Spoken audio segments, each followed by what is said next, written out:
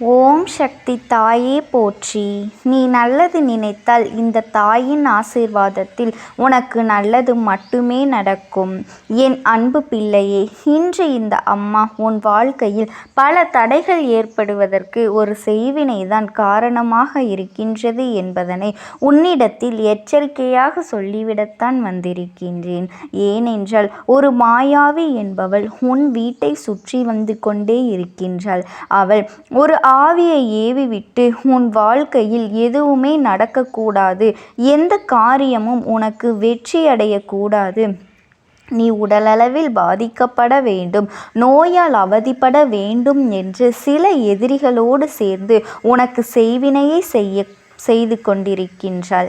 என் அன்பு பிள்ளையே, இந்த பதிவானது உன்னை ஆபத்தில் இருந்தும் அந்த செய்வினைகளில் இருந்தும் சில எதிரிகளிடத்தில் இருந்தும் காப்பாற்றக்கூடிய பதிவாக மாறப்போகின்றது. அம்மா சொல்லக்கூடிய சிறு காரியத்தை நீ ஞாயிற்றுக்கிழமை என்று செய்துவிட்டால் போதும். இப்போது எதுவெல்லாம் உன் வாழ்க்கையில் தடைப்பட்டு கொண்டிருக்கின்றதோ, நீ நோயால் அவதிப்பட்டு கொண்டிருக்கின்றாயோ, உன்னுடைய குடும்ப உறவுகள் எல்லாம் பிரிந்து மற்றவர்கள் பேச்சை கேட்டுக்கொண்டு உன்னுடைய குடும்பத்திலேயே பிரச்சனைகளை கொண்டிருக்கின்றார்கள் அல்லவா? அது மட்டுமல்ல, உன்னுடைய உறவு உன்னை தேடி வரக்கூடிய அளவிற்கு எல்லா விஷயங்களையும் நான் மாற்றி கொடுக்க போகின்றேன். அதனால் இந்த பதிவை நீ எவ்வளவு முக்கியத்துவம் கொடுத்து கேட்க வேண்டுமோ அதன்படி நீ கவனமாக கேட்டு ஞாயிற்றுக்கிழமை அம்மா சொல்வதை செய்துவிட்டாலே போதும். நிச்சயமாக இந்த ஆத்மாவானது உன் வீட்டிற்கு வெளியே சுற்றி கொண்டிருக்கின்றது அல்லவா? அது உன்னுடைய வாழ்க்கையில் மறுமுறை தேடி வராது. அதுபோல இனிமேல் எந்த ஒரு செய்வினையாக இருந்தாலுமே உனக்கு உன் வாழ்க்கையில் பலிக்காது. என் தங்க பிள்ளையே, இந்த தாயானவள் சொல்வதை நீ கவனமாக கேட்க வேண்டும். கேட்ட பிறகு அதை நீ அப்படியே செய்துவிட வேண்டும். என் தங்க குழந்தையே, இந்த அம்மா சொன்னது எல்லாம் உன்னுடைய வாழ்க்கையில் நடக்கின்றது என்றால் இதை நீ செய்தே ஆக வேண்டும். அப்படி செய்தால்தான் உன்னுடைய பிரச்சனைகளுக்கு எல்லாம் தீர்வு கிடைக்கும், உனக்கு நிம்மதி கிடைக்கும். இந்த தாயானவள் ஒவ்வொரு தருணத்திலும் உன்னுடைய வாழ்க்கையில் வந்து சில விஷயங்களை எல்லாம் செய்து உன்னை காப்பாற்றி கொண்டுதான் இருக்கின்றேன். இனியும் காப்பாற்றி கொண்டுதான் இருப்பேன். என் வார்த்தைகள் மீது நம்பிக்கை உண்டு, என் மீது அன்பும் பக்தியும் கொண்டு செயல்படுபவர்களுக்கே இந்த தாயானவளின் வாக்கு பலிக்கும் என்பதனை நீ மறந்துவிடக்கூடாது. என் தங்கமே, எப்போதும் ஒரு கை தட்டினால் ஓசை வராது, இரு கைகள் சேர்ந்து தட்டும் பொழுதுதான் ஓசை எழும்பும். உன்னை பற்றி நான் மட்டுமே சிந்தித்து கொண்டிருந்தால் உன் இல்லத்தில் எதுவும் நடக்காது. உன்னுடைய செயல்பாடுகள் சரியாக இருந்தால் மட்டும்தான் உனக்கும் நன்மைகள் விளையும் என்பதனை நீ ஞாபகம் வைத்துக்கொள். அம்மாவினுடைய வார்த்தைகளை கேட்டு நீ செய்த பிறகே என்னுடைய ஆட்டங்கள் எல்லாம் அந்த இடத்தில் தொடங்கும். அதன் பிறகு வெற்றிகள் உனக்கே கிடைக்கும். அதனால் இந்த வாக்கினை நீ கவனமாக கேட்க வேண்டும். என் தங்க பிள்ளையே, உன் வாழ்க்கையில் நான் சொல்வது எல்லாம் நடக்கின்றது. முதலில் கேள், பிறகு இரண்டாவது விஷயம் நான் என்ன செய்ய வேண்டும் என்றும் உன்னிடத்தில் சொல்லிவிடுகின்றேன். ஒவ்வொரு தருணத்திலும் சில நோயால் நீ அவதிப்பட்டு கொண்டிருக்கின்றாய். ஆரம்ப கட்டத்தில் உன்னுடைய உறவும் உன்னுடைய குடும்பங்களும் உன் பேச்சை மட்டும்தான் கேட்டது. ஆனால் சில நாட்களாக உன்னை எதிரியாக உன்னுடைய குடும்ப உறவுகள் பார்க்க தொடங்கிவிட்டது. அதுபோல என் தங்க பிள்ளையே, ஒவ்வொரு தருணத்திலும் நீ எந்த ஒரு காரியத்தை செய்தாலும் அது தடைமேல் தடையாக ஏதாவது ஒரு வகையில் வந்து கொண்டே இருக்கின்றது. வாழ்க்கை அப்படியே பள்ளத்தில் இருக்க வேண்டும் என்று சிலர் சூழ்ச்சிகளை செய்து உன்னை இப்படி ஒரு நிலையில் தள்ளி இருக்கின்றார்கள். என் அன்பு குழந்தையே, உனக்கு தெரிந்த ஒருவர் தான் இதையெல்லாம் செய்து கொண்டிருக்கின்றார்கள் என்பதுதான் மிகுந்த மனவேதனையை தருகின்றது. அதுபோல அடிக்கடி சில நேரங்களில் உனக்கு உடல் உபாதைகளும் வாழ்க்கையில் ஏற்பட்டு விடுகின்றது. மனப்பிரச்சனைகளும் எதுவாக இருந்தாலும் ஒரு நிமிடம் கூட அந்த மனமானது நிம்மதியாக இல்லை. என் வாழ்க்கையில் எப்பொழுது நல்லது நடக்கும் என்று நீ காத்து கொண்டிருக்கின்றாய். உன்னை சுற்றி இருக்கின்ற யாருமே உனக்கு உதவிகர உபத்திரமாக இல்லை என்றாலும் உபத்திரமாகத்தான் அமைந்து சில விஷயங்களை செய்து உனக்கு நாள்தோறும் குடைச்சலை கொடுத்து கொண்டே இருக்கின்றார்கள். மற்றவர்களுக்கு நீ நல்ல விஷயங்களை சொல்ல போனால் கூட அந்த இடத்தில் தவறாக நடப்பது போல அமைந்து விடுகின்றது. இப்பொழுது சாதாரணமாக பேசிய நபர்கள் எல்லாம் உனக்கு எதிரியாக மாறிவிட்டார்கள். உனக்கு உதவுகிறேன் என்று சொன்னவர்கள் எல்லாம் இப்பொழுது என்னால் உதவ முடியாது என்று கைவிரித்து விட்டார்கள் அல்லவா? இப்படியான பிரச்சனைகளை தான் நீ இப்பொழுது அதிகமாக சந்தித்து கொண்டிருக்கின்றாய். இதற்கெல்லாம் காரணம் என்ன தெரியுமா? உனக்கு ஒரு நபர் செய்வினையை செய்து உன் இல்லத்திற்கு வெளியே புதைத்து வைத்துவிட்டு சென்று விட்டார்கள். அந்த செய்வினையின் ஆத்மாவானது எவரையும் உன் இல்லத்தில் நுழைய விடாமல், அதே போல அந்த விஷயமானது உன் நோய்வாய்ப்பட்டு படுக்கையில் தள்ளிவிட வேண்டும் என்றும் இத்தனை விஷயங்களையும் செய்து கொண்டிருக்கின்றது. எந்த ஒரு நல்ல காரியத்தையும் உன் இல்லத்தில் நுழைய விடாமல், நல்ல செய்தியை நுழைய விடாமல் அந்த ஆத்மா காவல் காத்து கொண்டிருக்கின்றது. உனக்கு எந்த விஷயமும் நடக்கக்கூடாது என்று எதற்காக இதை செய்தார்கள் என்றால், நீ முன்னேறிவிட்டால் மற்றவர்களை மதிக்க மாட்டாய். அவர்களுக்கு அது பொறாமையாக இருக்கின்றது. இந்த கேவலமான மனிதர்கள் சொத்துக்காகவும் பணங்களுக்காகவும் நகைகளுக்காகவும் பொறாமை என்ற எண்ணத்தோடு இப்படி ஒரு விஷயத்தை செய்து விட்டார்கள். அவர்கள் ஒன்றை மறந்து விட்டார்கள் என் அன்பு பிள்ளையே. இப்படிப்பட்டவர்கள் 100 வருஷமாவது நாம் வாழ வேண்டும் என்று எண்ணிக்கொண்டுதான் இதை செய்கின்றார்கள். ஆனால் அவர்கள் செய்த பாவத்திற்கு 2 வருடம் கூட சில நபர்கள் இங்கே உயிருடன் இருப்பது இல்லை. அதுபோலத்தான் என் தங்க பிள்ளையும், நீ கவலை கொள்ளாதே. உனக்கு செய்த பாவத்திற்கும் நீ பட்ட வேதனைகளுக்கும் அவர்கள் கர்ம வினை அதிகமாகி கண்டிப்பாக அவர்கள் துன்பங்களை கொடுக்க போகின்றது. இந்த தாயானவளும் அவர்களுக்கு பதிலடி கொடுக்க போகின்றேன். உன் வீட்டின் வெளியில் சுற்றி கொண்டிருக்கும் அந்த ஆன்மாவை என்ன செய்யலாம் என்று கேட்கின்றாயா என் அன்பு பிள்ளையே? இந்த தாயானவள் நான் எதுவும் செய்யாமல் இருந்து விட்டேனோ, நான் உன் வீட்டில் காவலாக இருந்து கொண்டு இதை அப்படியே கண்டும் காணாமல் விட்டுவிட மாட்டேன் என்பதனை நீ மறந்து விடாதே. என் தங்க பிள்ளைக்கு எதை செய்ய வேண்டும் என்று எனக்கு தெரியும் அல்லவா? இருந்தாலுமே என் அன்பு பிள்ளையே, உன் கைகளாலும் சில விஷயங்களை நீ செய்ய வேண்டும். அப்பொழுதுதான் உனக்கு பலன்கள் கிடைக்கும். உனக்கு இந்த பிரச்சனைகளுக்கு எல்லாம் தீர்வும் கிடைக்கும் என்பதனை நீ மறுத்து விடாதே. நான் உன் இல்லத்தில் காவலாக இருந்து கொண்டு அந்த கெட்ட சக்தியை உன் வீட்டிற்குள்ளே நுழைய விடாமல் நான் பார்த்து கொண்டிருக்கின்றேன். அது அறவே சாம்பலாக போக வேண்டும் என்றால் அது அழிய வேண்டும். அது அழிய வேண்டும் என்றால் வெள்ளிக்கிழமை நான் சொல்வதை நீ செய்ய வேண்டும்.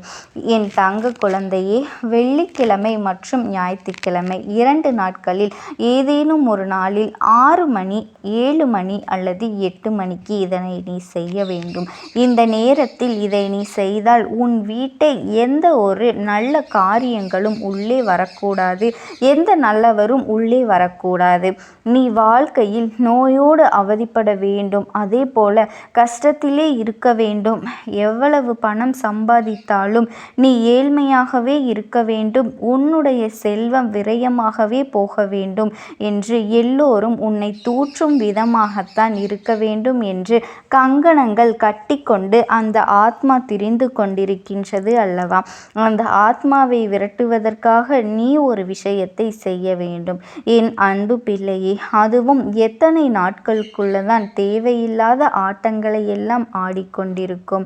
இதோ இந்த தாயானவள் நான் இருக்கின்றேன் அல்லவா? அதை நீ விரட்டி அடித்து சாம்பலாக்கி பஸ்பமாக்கி உனக்கு கொடுத்த கஷ்டத்திற்கு பலனாக அந்த ஆத்மாவிற்கு, அதை நீ ஏவிவிட்ட மனிதர்களுக்கும் நான் பதிலடியை கொடுக்கத்தான் போகின்றேன் என் அன்பு குழந்தையே. அந்த ஆத்மாவை ஏவிவிட்ட மனிதர்கள் இன்னும் 1 மாத காலகட்டத்திற்குள் உன் கண்களில் படத்தான் போகின்றார்கள். அவர்களினுடைய இல்லத்தில் ஒரு அசுப காரியம் நடக்கப் போகின்றது. அப்போதே நீ புரிந்து கொள்ள வேண்டும், இவர்களால்தான் இதை உனக்கு செய்தார்கள் என்று நீயாகவே உணர்ந்து கொள்வாய். இப்பொழுது அம்மா சொல்வதை நீ கேட்டு அதன்படி நீ செய்ய வேண்டும். அது 6 மணியோ 7 மணியோ 8 மணியோ அன்று மாலை நேரத்தில் இதனை நீ செய்ய வேண்டும். உன்னுடைய இல்லத்தில் மஞ்சளை தண்ணீரில் கரைத்து ஒரு சொம்பில் எடுத்துக்கொண்டு அதை வேப்பிலையால் உன் இல்லத்தை சுற்றி தூவி விட்டுவிட வேண்டும். முக்கியமாக உன் வாசலில் அந்த மஞ்சள் நீரை தெளித்துவிட வேண்டும். அதன் பிறகு வாசலில் பச்சை குங்குமத்தை வைத்துவிட்டு 2 அகல்விளக்கு தீபங்களை ஏற்றி கொண்டு விட்டு நீ தூங்கிவிடு. இப்படி செய்தாயானால் அவர்கள் உனக்கு நிச்சயமாக தென்படுவார்கள். அந்த கெட்ட சக்தியும் அழிந்துவிடும். என் அன்பு குழந்தையே, உனக்கான நல்ல விஷயங்களை செய்து கொடுப்பதற்காகத்தான் உன் தாயானவள் இன்று உன்னை தேடி வந்திருக்கின்றேன். என் தங்க குழந்தையே, நீ மனதில் எவ்வளவு நல்ல எண்ணங்களை வைத்துள்ளாயோ அதுவே உனக்கு நல்லதாக நடக்கும் என்பதை மட்டும் நீ மறந்துவிடாதே. யார் இந்த வாக்கினை முழுவதுமாக கேட்கின்றார்களோ அவர்கள் வாழ்க்கை மாறப்போகின்றது. இந்த நிமிடத்திலிருந்து அவர்களுடைய கஷ்டம் விலகப் போகின்றது.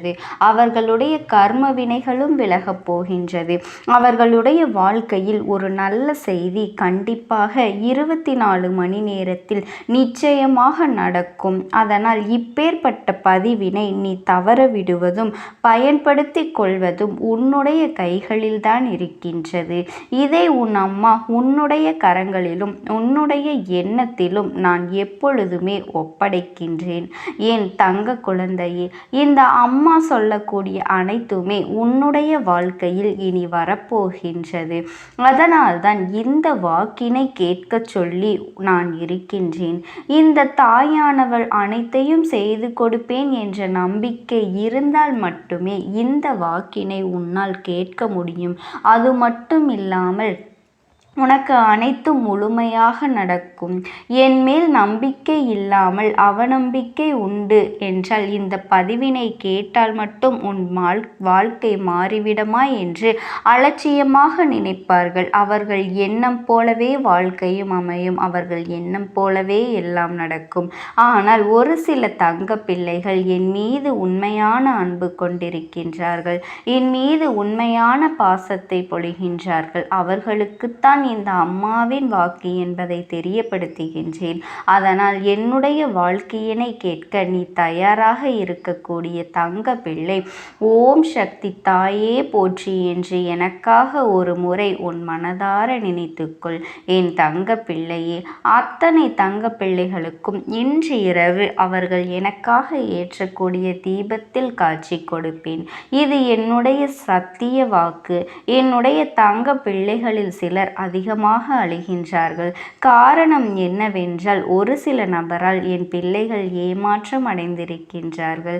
இந்த ஏமாற்றத்தை தாங்கிக் கொள்ள முடியாமல் என் வாழ்க்கை மட்டும் ஏன் இப்படிப்பட்ட சோதனைகள் எல்லாம் நடந்து கொண்டிருக்கின்றது, இவர்களை எல்லாம் நம்பி ஏன் இவ்வளவு நாட்கள் ஏமாந்து விட்டேனே.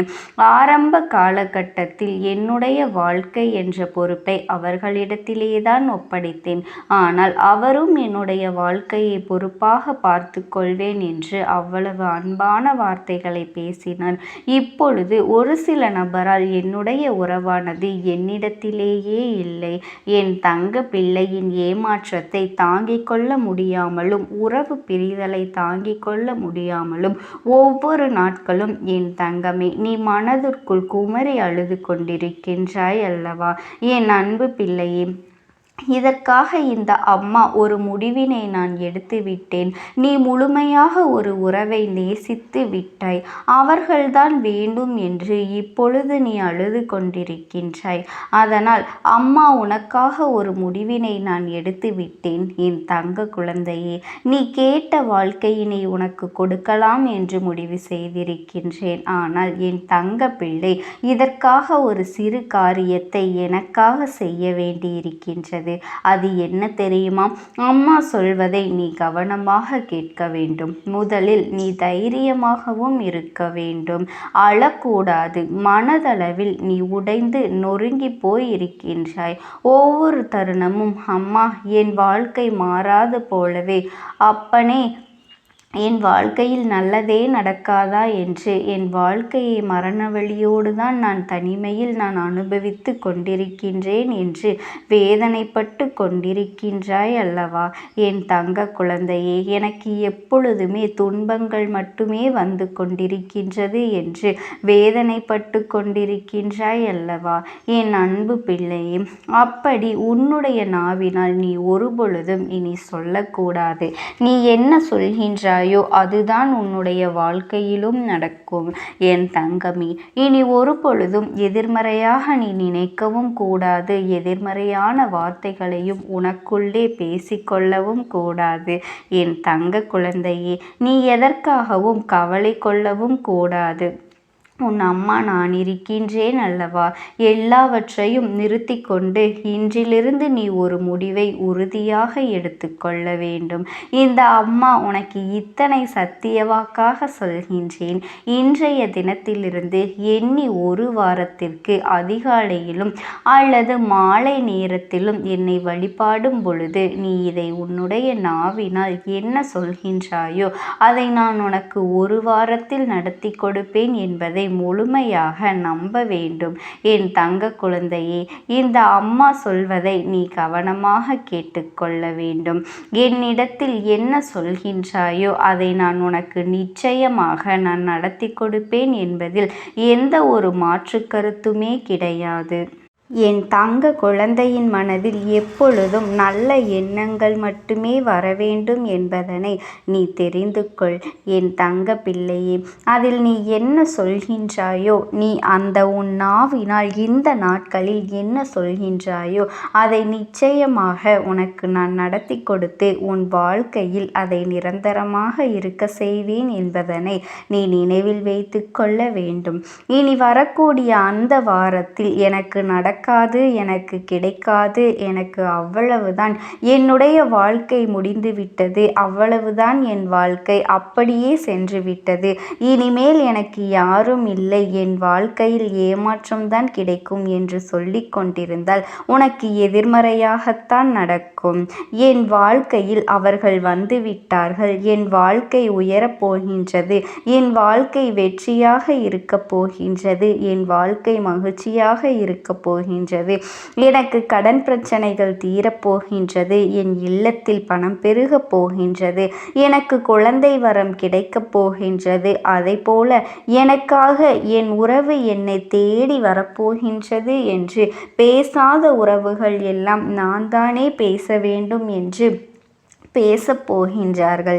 இப்படி உன்னுடைய வார்த்தைகளும் எண்ணங்களும் எப்பொழுதும் உனக்கு சந்தோஷமாக இருக்கும்படி இந்த ஒரு வாரத்திற்குள் நீ இப்படித்தான் பேச வேண்டும். பேசவில்லை என்றாலும் மனதால் நினைத்தால் நீ நினைத்து சந்தோஷப்பட வேண்டும். அதைத்தான் உனக்கு நான் சத்திய வாக்காக சொல்கின்றேன் என் தங்க குழந்தையே. இந்த எண்ணமானது உனக்கு முழுமனதோடு இருக்க வேண்டும். இந்த ஒரு வாரத்தில் நீ எதையெல்லாம் பேசுகின்றாயோ அதையெல்லாம் நான் உனக்கு நிச்சயமாக நடத்தி கொடுப்பேன் என் தங்க பிள்ளையே. நீ பேசுவதற்கு தயாராகி விட்டாயா? உன்